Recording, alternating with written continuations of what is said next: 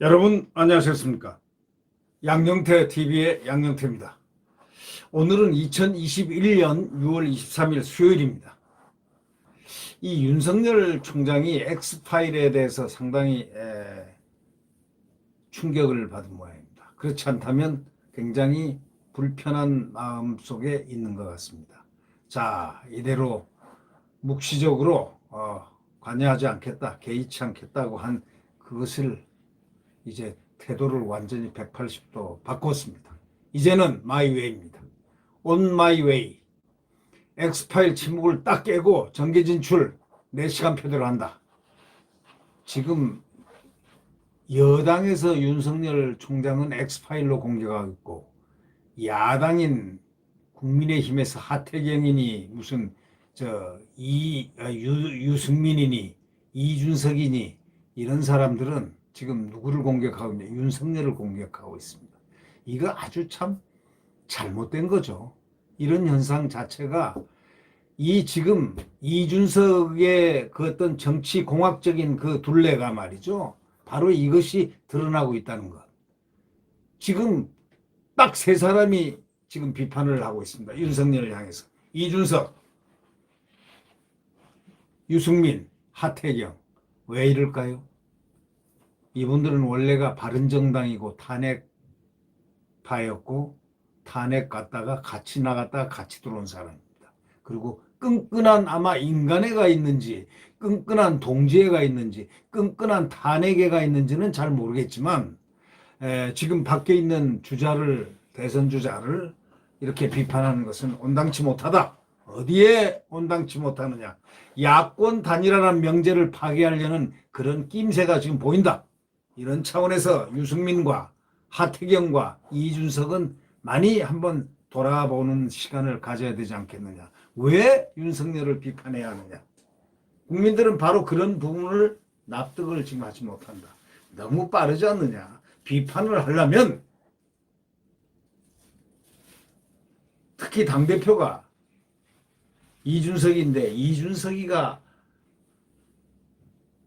당 제1 서열이 아니고 지금 전체적인 대선 주자에서 적합해서 1위를 하고 있는 윤석열을 향해서 아마추어라든가 등등의 그 비판을 가한다는 것은 있을 수 없는 실수였고 이건 돌이킬 수 없는 실수로 이미 낙인이 찍혀 있다.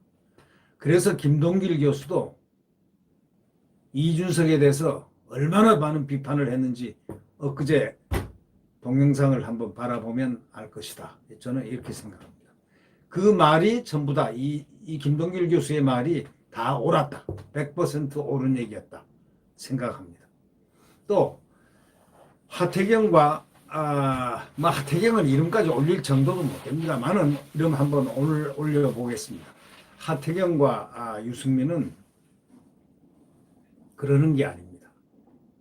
하태경은 자꾸 그 윤석열 반열에 이렇게 올라가서 자기를 그렇게 올려보려고 하지만 하태경에 대해서는 평가가 전혀 전무합니다. 없습니다. 자체가 없다고요. 뭐 나는 비판하고 싶지 않고 없으니까 그렇게 알고 또 유승민은 방송까지 나가서 윤석열을 비판한다고 해서 맞수가 될 수 있는 그런 차원은 아닙니다. 그러니까 좀 제발 그만하고 좀 무슨 무드 단일화 무드를 깨지 말고 정권 교체라는 그 명제에 좀 충실한 태도부터 먼저 갖추고 나중에 8월 이후 9월 이후에 만약에 경선이 시작될 때 그때부터 치열하게 다툼을 하라 이렇게 충고를 좀 하고 싶습니다. 이 윤석열 총장이 이른바 그 윤석열 엑스파일 의혹과 관련해서 정면 돌파 의지를 이제 밝혔습니다. 추후에 뭐 각종 현안에도 적극적인 대응 자세를 하겠다. 이런 관측이 나옵니다. 예를 들면 새 대변인을 인사했고 대선 캠프 전열을 가다듬고 이제 정계 진출 바로 직전까지 자신 시간표에 의해서 움직이겠다. 이렇게 보인다는 것이 그 주변의 관측들입니다. 윤 총장이 자신을 둘러싼 그 엑스파일 논란에 대해서 국민 앞에 나서는데 꺼리낄 거 없다 하고 해명에 나선 것은 의혹에 일절 대응하지 않겠다던 바로 엊그제 그 기조에서 완전히 어제부터 달라졌습니다.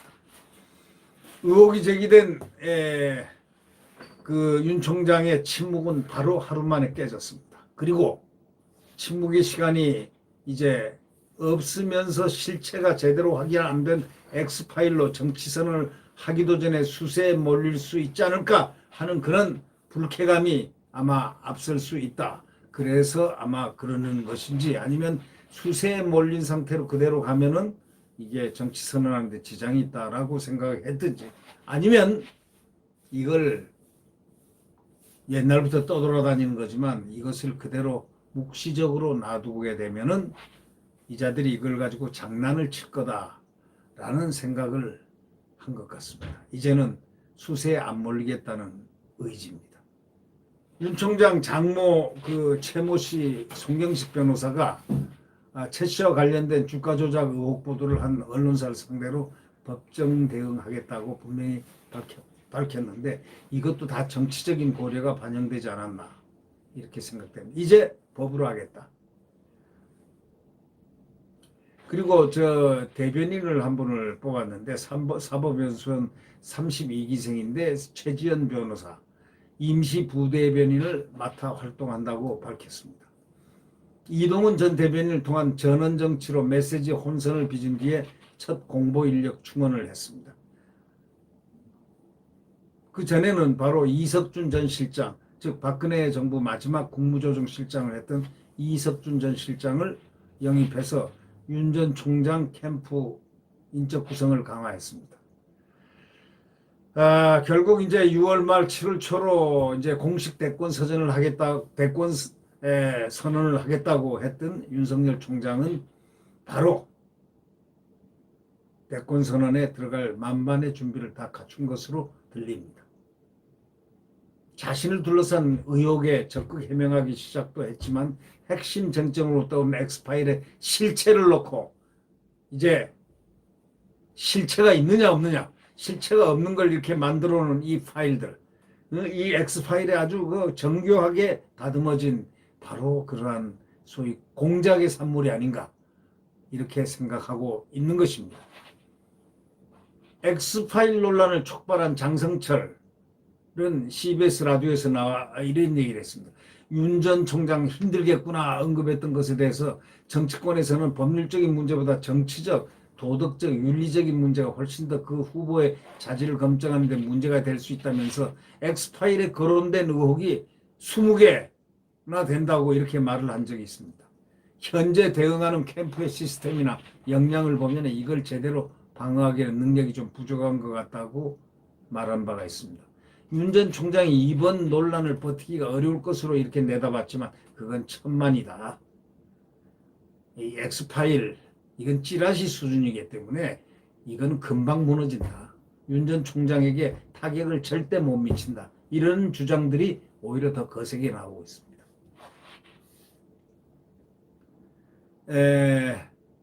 바른미래당 손학규 대표 그 비서실장을 지냈던 장진영 변호사가 CBS 라디오에 나와가지고 윤 전 총장과 그 내용, 소위 가족 의혹을 엮으려면은 검찰총장 직위를 이용해서 수사를 방해 또는 무마한 내용이 있어야 하는데 그런 내용이 전혀 없다는 겁니다.